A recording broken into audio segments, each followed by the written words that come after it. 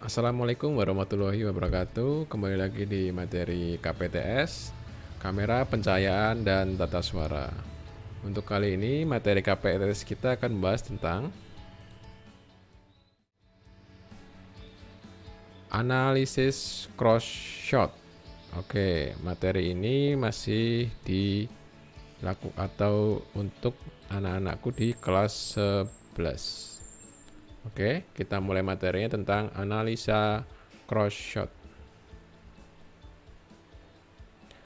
Cross dalam bahasa Indonesia adalah menyeberang atau menyilang. Cross dapat diartikan sebagai pengambilan gambar. Shot dapat diartikan sebagai pengambilan gambar. Cross shot dapat diartikan pengambilan gambar dengan cara menyilang atau menyeberang dengan objek. Cross shot ini sering dijumpai pada adegan dialog dengan size frame OSS atau over shoulder shot dan berkaitan erat dengan garis imajiner 180 derajat. Oke, jadi cross shot ini secara harafiahnya gampangnya adalah cross yang menyilang atau shot yang menyilang, pengambilan gambar yang menyilang. Jadi misal ada dua tokoh ya, di kiri dan kanan. Untuk tokoh kiri kita ambil dari sebelah kanan, untuk tokoh yang di kanan kita ambil dari sebelah kiri. Jadi prosesinya menyilang atau cross. Oke, berkaitan dengan over shoulder dan garis imajiner 180 derajat. Ini adalah size untuk over shoulder atau OSS. Jadi untuk pengertiannya, pengambilan gambar dilakukan di balik bahu salah satu subjek, orang yang sedang berinteraksi, dengan subjek pertama biasanya menempel sepertiga, terlihat sepertiga frame. Tipe ini banyak digunakan pada adegan percakapan. Jadi fokusnya ke ini, cuman ada lawan bicara yang terlihat dari bahunya. Biasanya dia menempati sepertiga frame. Jadi sepertiganya diisi oleh lawan bicaranya, tapi fokusnya pada orang yang sedang bicara. Ini dinamakan dengan over shoulder. Ini sering di beberapa adegan dialog pasti rata-rata menggunakan size ini. Terus kemudian tadi juga berkaitan dengan garis imajiner 180 derajat. Apa sebenarnya garis imajiner 180 derajat? Oke, kita bisa lihat ada gambar di sini. Nah, yang dimaksud garis imajiner itu adalah ini. Garis khayal yang kita buat supaya kamera ada batasannya, tidak melewati garis yang sudah kita buat sebelumnya. Garis ini bukan garis yang terlihat di kamera ya, cuman ini adalah sebagai panduan yang harus kita letakkan di awal. Biasanya sebelum menentukan garis imajiner, kita akan menentukan di mana letak kamera masternya. Contoh di sini ada kamera master, kamera cover, dan kamera cover juga.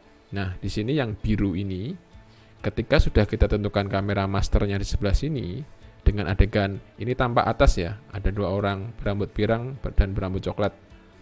Kamera master kita letakkan di sini, berarti kita buat garis imajinernya di sini. Nah, kemudian untuk aturannya ketika kita mengambil gambar di luar dari angle kamera master, kita tidak boleh melewati garis imajiner. Contohnya kita bisa ambil gambar di sini atau di sini. Nah, sedangkan ketika kita ambil gambar dari sebelah sini yang berwarna merah ini otomatis melewati garis imajiner dan hasil gambar yang dihasilkan akan tampak salah dan membingungkan. Nanti saya buatkan contohnya.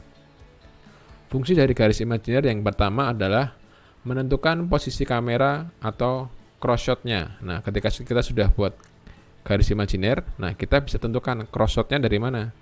Dari sebelah sini dan dari sebelah sini. Ini yang salah ya. Kemudian menjaga arah gerak pemain konsisten atau A-match. Jadi arahnya tetap sama. Yang pertama, misal dia hadapnya ke kiri ya selalu menghadap ke kiri, yang menghadap ke kanan yang selalu menghadap ke kanan. Kemudian berikutnya fungsi yang ketiga, menghindari gambar membingungkan atau sering disebut dengan jumping shot. Oke, supaya lebih mempermudah saya jelaskan dengan contoh videonya. Nah, ini contohnya.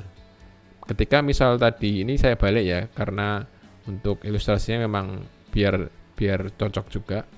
Jadi ketika ada dua orang, yang satu berambut pirang sebelah kiri dan satu berambut gelap sebelah kanan. Terus kita buat garis imajinernya. Kita buat kamera masternya di sini. Kamera master itu kamera yang menangkap full dari kelihatan dua-duanya. Nah, terus kemudian kita tentukan kamera covernya jangan sampai melewati garis imajiner. Kamera cover ada di sebelah sini dan ada di sebelah sini. Hasil dari kamera cover ketika tidak melewati garis imajiner, hasilnya akan tampak seperti ini. Yang berambut gelap akan tetap tampak arah pandangnya menoleh ke sebelah kiri sesuai dengan polanya di sini, sesuai dengan sketsa di atas. Kemudian yang berambut pirang akan selalu tampak menoleh ke kanan. Apa yang terjadi jika kita melihat gambar dari sebelah kamera sini dan ini ngambil fokus ke sini? Otomatis gambar yang dihasilkan kamera akan memperlihatkan orang yang berambut gelap ini menolehnya bukan ke kiri tapi menoleh ke kanan. Ada contoh videonya biar lebih jelas ya. Oke, ini contoh penggunaan garis imajiner dengan benar. Bisa kalian lihat, ada dua orang bercakap, yang cewek sebelah kiri, yang cowok sebelah kanan. Ini informasinya harus tetap sama. Ketika ada gambar over shoulder, yang cewek tetap sebelah kiri, yang cowok tetap sebelah kanan. Jadi cross shot-nya sudah benar. Saya ulangi lagi, jadi informasinya ada dua orang sedang ngobrol, cowok sebelah kiri cowok di kanan menghadap ke kiri, cewek di kiri menghadap kanan. Di shot berikutnya, nah ini juga harus sama. Ceweknya tetap berada di sebelah kiri, arah pandang tetap ke arah sebelah kanan. Kemudian shot berikutnya juga informasinya sama, cowok ada di sebelah kanan dan arah pandangnya ke kiri seperti pada gambar di masternya ini. Jadi ini kamera master, masih kamera master, kemudian kamera cover dan kamera cover. Tidak melewati garis imajiner. Sekarang untuk contoh yang salah biar kita lebih jelas ya. Nah, ini adalah contoh jumping shot atau karena ada kamera yang melewati garis imajiner. Masih contoh yang sama, cewek sebelah kiri, cowok sebelah kanan, tapi hasil yang dihasilkan seperti ini.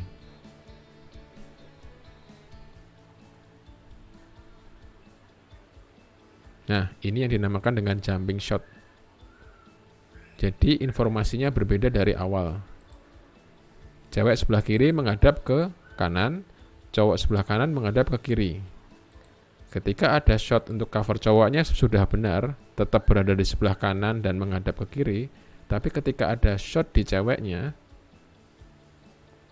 informasinya salah. Dia berada di sebelah kanan menghadapnya ke kiri. Kalau dengan master ini kan salah. Harusnya dia berada di sebelah kiri menghadap ke kanan. Nah, itu letak kesalahan jika kita melewati garis imajiner. Gambar yang dihasilkan tampak membingungkan atau sering disebut dengan jumping shot. Oke, kita lanjut ya.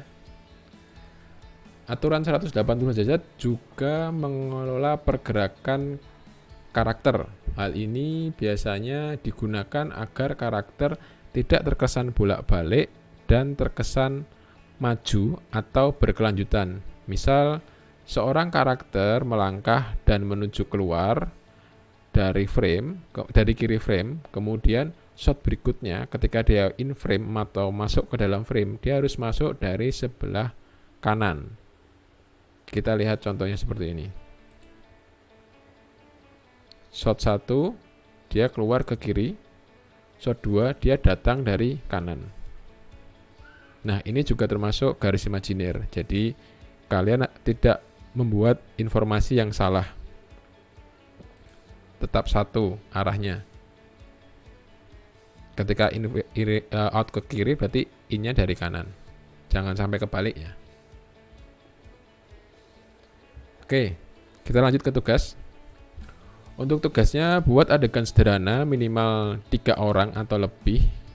3 orang atau lebih sedang ngobrol atau bercakap-cakap. Kemudian ambil gambar master, full shot kelihatan semuanya. Kemudian semua pemain sedang ngobrol, kemudian ambil covernya masing-masing pemain dengan size shot, medium shot masing-masing pemain.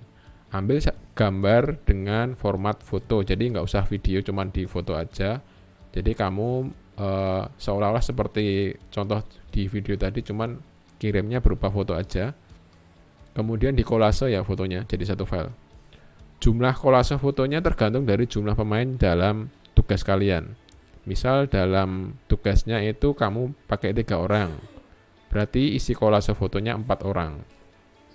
Misal contohnya di sini ada 3 orang, ada si A, si B, dan si C. Foto tugas kolasenya berjumlah 4, yaitu yang pertama foto master terlihat A, B, dan C bersamaan. Kemudian cover dari si A, cover dari si B, dan cover dari si C. Nah ini demikian juga seterusnya ketika menggunakan 4 orang atau lebih. Jadi minimal 3 orang ya. 3 orang itu kalian mengumpulkan foto berjumlah 4. 1 master, yang 3 cover-cover.